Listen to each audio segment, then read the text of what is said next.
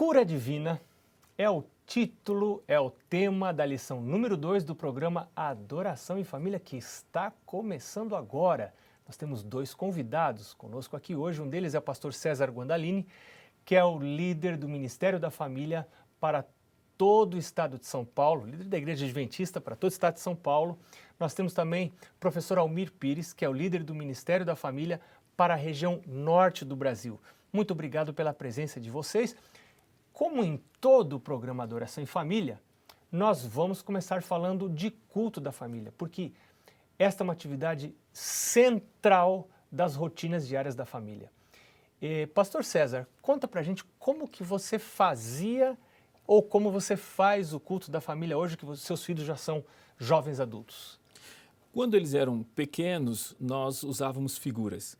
Colocávamos uma gravura de uma história bíblica, de um personagem bíblico. Tínhamos lá mais ou menos 100 gravuras gigantes e cada dia revelávamos uma e estudávamos aquela história bíblica.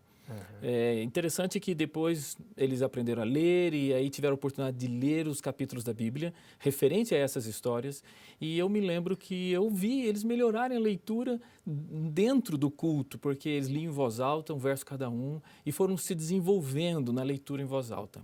Que coisa importante, olha que coisa interessante, eu vi isso na minha casa, com as minhas filhas, na casa dos meus pais. A gente lia melhor do que muitos dos colegas de classe, porque no culto a gente aprendia a ler e tinha isso desenvolvido. Muito interessante a sua sugestão, ficou como uma sugestão para os pais que estão aqui com a gente. Obrigado, pastor César. Já vamos para a primeira pergunta do nosso guia com o pastor Almir.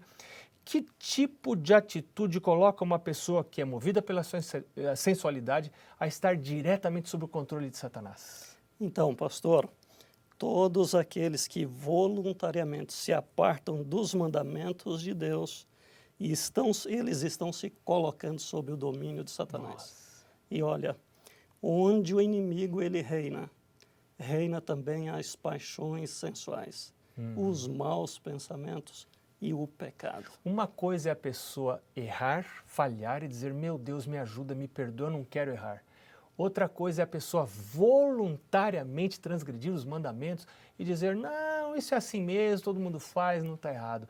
Esta pessoa, segundo o texto, ela está diretamente sob o controle de Satanás. É muito sério isso. Isso pode acontecer dentro da nossa casa, dentro da nossa família. Pastor César, pergunta número 2. O que precisa fazer quem acostumou-se a pecados sexuais, mas agora deseja que Cristo passe a dominar a mente? Precisa consentir. Deus não invade a nossa privacidade, Ele dá-nos o direito de demonstrar nosso desejo. Verdade. A pessoa precisa querer. Eu já vi jovens que tinham problemas do vício secreto, em que eles tinham dificuldade. Eu falei, forma um pequeno grupo em que vocês reúnem rapazes que têm esse problema. E eles começaram a orar entre eles, jovens, adolescentes, iniciando a sua fase adulta, e eles, após 2, 3 meses, orando por si mesmos, conversando entre si, eles obtiveram uma solução. Precisa querer. Eles se submeteram a um pequeno grupo, eles se submeteram a buscar a Deus e às vezes precisamos de ajuda externa. Parece que eu preciso declarar que eu rejeito o pecado que está tendo influência sobre mim e que eu aceito a graça de Jesus transformadora. A graça transformadora, né? Isso é arrependimento. Isso é arrependimento. A terceira pergunta, professor Almir. O que alguém pode... onde alguém pode encontrar a Jesus quando deseja viver perto dele? Precisa ir lá em Belém, visitar Jerusalém?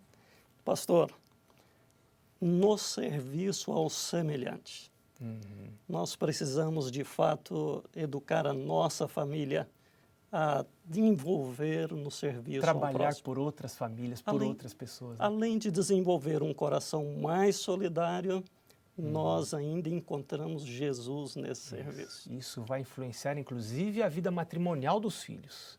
Porque amar é servir. Amar é trabalhar por outras pessoas, não é verdade?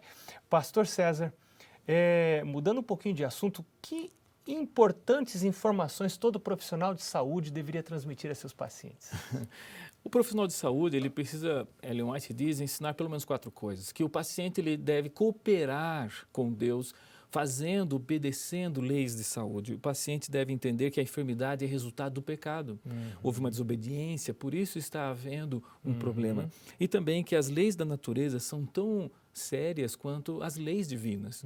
A lei de saúde é tão importante quanto uma lei moral e que precisa também ser respeitada, precisa ser obedecida. Sabe, isso não é só o médico, não é só o profissional de saúde, o pai também, a mãe também deve ensinar os filhos que as leis naturais e as leis morais foram feitas por Deus. Ou seja, se eu quero cura, eu preciso cooperar com Deus e preciso obedecer às leis naturais. Talvez transformar alguns hábitos, mudar alguns hábitos, né? Perfeitamente. Quinta pergunta. Quando é, professor Almir, que um médico está fazendo mal aos seus pacientes? Pastor, um pedaço do texto aqui interessante.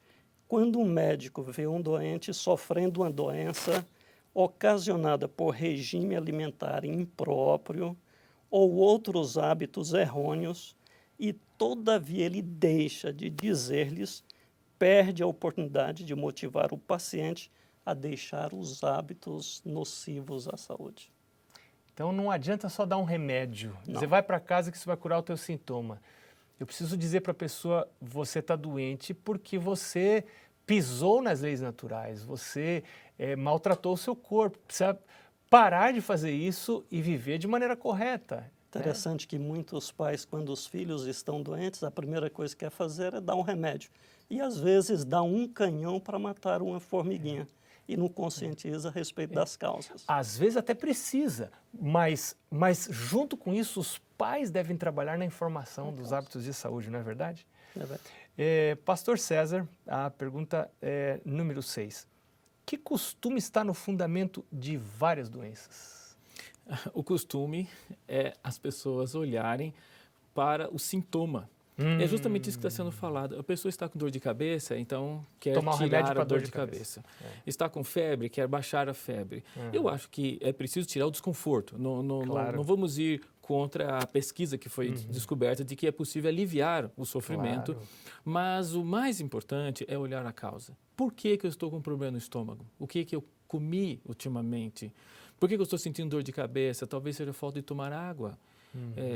Talvez falta de sono. Falta de sono. E você que está nos assistindo sabe que nós precisamos de olhar quais são os nossos hábitos, porque é dali que vem o desconforto. Então, saber a causa, tratar não somente o efeito. Mudança de hábitos de novo. Mudanças de hábitos. E isso começa com o pai e a mãe dentro de casa, formando os filhos nesses conceitos, né? Professor Almir, o que é doença? E qual deve ser a primeira atitude do doente?